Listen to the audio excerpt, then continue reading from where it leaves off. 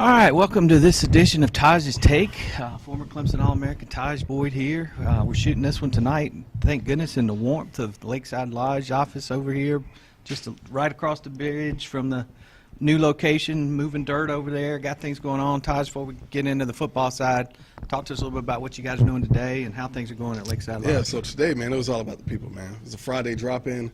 We do it annually before every game, every home game. And what it is really just people just mingling, getting a feel for what we are, who we are, and what this is going to be.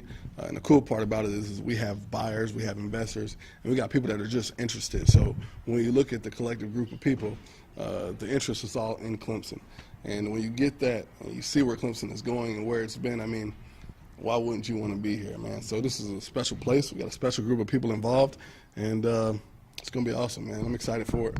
When you have weeks like Thanksgiving and special weekends like this, does that make your sales process a little easier? People coming to town, they're like, man, I wish I had one of those things right now. Yeah, I mean, you know what? It's good to be able to have conversation with people about that, about family, about getting them involved here. And it also helps that it is Clemson Carolina week, you know. But, you know, when people come here, I mean, they have to see the vision more than just, you know, what football is, because obviously Clemson is bigger than that. Now, football is huge in this town. It's huge in this state. But, you know, this is about community here, man. And I think it's going to be a staple here, that one place that people continuously come back to celebrate, to have fun, to most importantly, just enjoy themselves. So there's no better place than do it at Lakeside. I mean, we're going to be right there on the water. We're going to have an amphitheater. We're going to have a football field that Leighton Covers designed. You think I'm Tajh out there doing little lessons every exactly, now and then? man. We can get out there, do some routes versus air. You can, make it happen. pretty good investment too, right? Because you can set it up where you live in part of it and you rent out part of it, and kind of pay for itself. Well, you know, the dual aspect to that, I mean, being able to own it, but not necessarily have to worry about it when you're not here, and have it produce a stream of revenue for you, hard pressed to find it anywhere else, man. So, especially in Tiger Town. There you go. All right, let's flip over. Rivalry week. We're sitting here filming this right now. You got the Virginia Tech game going on. Rivalry week is just different. Doesn't matter what the records are. Doesn't matter who's beating who. I know Virginia Tech's beating Virginia 14 years straight. Yeah. Virginia's a much better team this year. That's not what we're seeing on the field today. Right. Talk to us about what's different about a rivalry game. I mean, when it comes down to it, it just, who does it mean more to? Clemson, Carolina, I mean, I didn't know much about it when I was on the way here. Obviously, I got immersed in there pretty quickly. Saw how huge this thing was. I mean, kids crying after the game. Again, I never got a W, man. I just caught the worst time in history. I got some stats. I'm going to help you out man. there a little appreciate bit. it. You know, I appreciate you justifying some of those for me right here. But no, man. I mean, you know, regardless of rankings, you know, this is a competitive game, and you know, a lot of those guys, when you're talking about South Carolina, Clemson, these guys are from here. So this is something that they grew up around. This is something that they grew up in. When you're talking about players that step on that field, those emotions start to run, that adrenaline starts to run.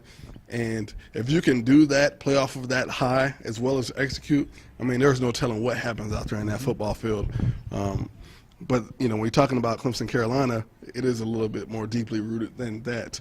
I mean, growing up, you know, the biggest matchup in rivalry week that I always heard about was Ohio State, Michigan. I think this Clemson Carolina can rival that very much so. So it's a big one. It's a huge one. All right, Dabo talked a little bit this week in his press conference about the years when you were playing quarterback against those years where Clemson struggled, 5 years. The big difference was turnovers. We were looking at stats earlier this week, and I'll actually give credit to Scott Kiefer. He was the one that bought some of this stuff up. Over their 3-4 year span, Clemson had like 15 turnovers in that game. Yeah.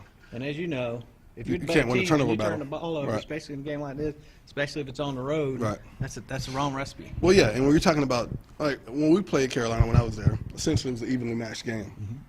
Whoever came out there and executed the best was going to win that game. 2012, for instance, I think we had 6 turnovers. I mean, you can't go out there and win against anybody with 6 turnovers. Nonetheless, against a team that has players that's capable of going out there and produce points. Can't give a team short fields. You can't go out there and give them momentum, and that's what every game, when you look at it, there was always a momentum shift that we necessarily couldn't get back when I was on that team. I think Clemson did away with a lot of it, and mainly has to do with just the way I think their strategy is. Clemson is very, I want to say,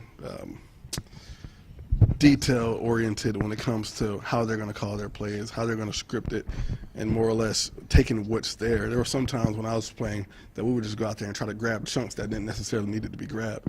It's nice to hit a big play, but what you want to do is sustain and gather rhythm, and that's what Clemson's been able to do under Tony and Jeff, or Tony Elliott, Jeff Scott.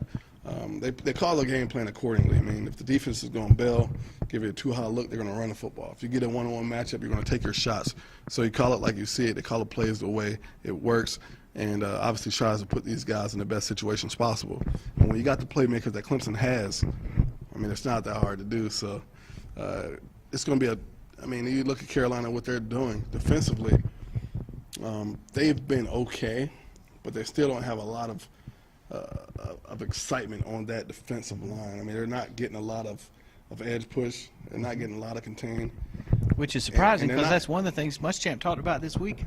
That was one of the advantages he thought that they might have over Clemson, which was crazy. They're not causing a lot of chaos in the middle. And if you can't cause chaos in the middle, then you're giving these guys at Clemson the avenue. I mean, we talk about the stable of backs that they have. I mean, come on, we can name them. You know, ETN, Feaster, Adam Choice, Lynn J. That Lynn J. guy's pretty good too. I mean, you throw them in the game and things start to change a little bit. There's a different type of energy. And the one thing that I say in general when you're talking about offense, defense, collectively as a team, is if you can't run with Clemson and put up the points that they can, or even be able to match up outside one-on-one for an entire game, then it's hard to beat Clemson. That's where Clemson is right now. I don't think it's slowing down. And obviously defensively, they're going to have a chip on their shoulder in this one, knowing that this is going to be the last time that those four guys play together in this stadium. All right, so you take the rivalry game, you got that at home in Death Valley. Almost, I think more importantly, you talked about it a little bit earlier, you got the last game ever for guys like Christian Wilkins, Dexter Lawrence, these guys coming down that hill as a team this week, not by themselves like they did on Senior Day. I mean, what does that add to your emotions going into that final game in Death Valley? I mean, it's special. I mean, they're the winningest senior class in the history of the conference. Might as well go ahead and add one more to it, you know. So those guys, I mean, they're just the fact that they've had less snap counts this point of the season that they had last year means that they're fresh, right? You know, we still got Albert Huggins out there. Albert Huggins is going to be a draft pick.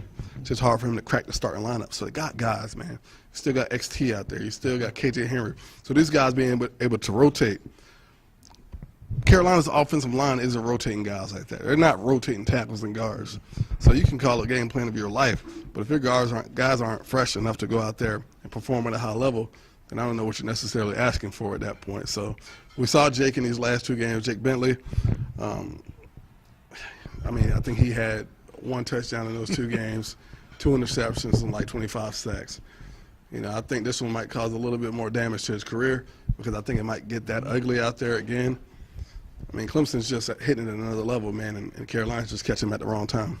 Well, I think that's what we're going to see. A lot of talk this week about how the gap's closing. Yeah. I think we're going to see tomorrow night that gap hadn't closed. It has not. Jake Bentley's still Jake Bentley, and it could get ugly. And that's the thing. I mean, they got guys. I mean, they got Sean Smith, they got Debo, they got Brian Edwards, they got playmakers. But if your guy doesn't have enough time to even throw the ball down the field, it becomes another story in itself.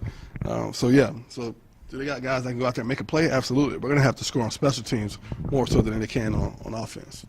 All right, we want to thank Tajh Boyd for taking time for that edition of Tajh's Take, sharing some memories on what this rivalry week means for everybody. Thanks to Lakeside Lodge for letting us do this in the nice warmth here tonight. Stay tuned to TCI for the most complete coverage of Clemson football.